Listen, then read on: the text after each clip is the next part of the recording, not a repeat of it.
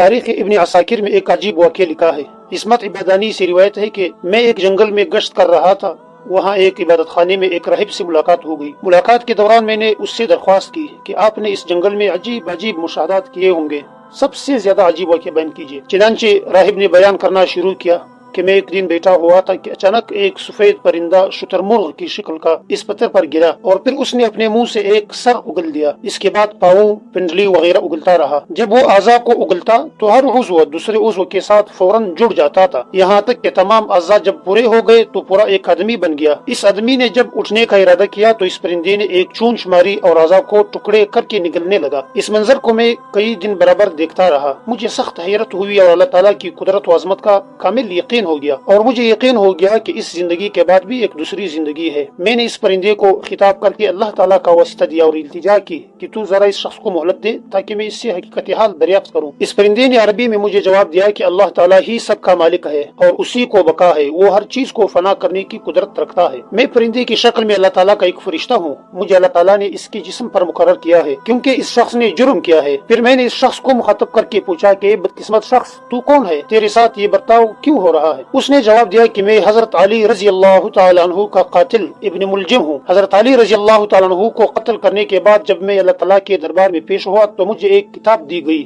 جس میں پیدائش سے لے کر حضرت علی رضی اللہ تعالیٰ عنہ کو قتل کرنے تک کے تمام اعمال درج تھے۔ اللہ تعالیٰ نے اس فرشتے کو میرے اوپر مقرر کر دیا ہے، یہ قیامت تک مجھے یہی عذاب دیتا رہے گا جو تم نے دیکھ لیا۔ اس کے بعد وہ شخص خاموش ہو گیا۔ اس پرندے نے ایک چونچ ماری جس سے وہ ٹکڑے ٹکڑے ہو گیا۔ پھر پرندہ ان اعضاء کو یکے بعد دیگرے نگل گیا اور وہاں سے ایسا رخصت ہوا کہ پھر نظر بھی نہ آیا۔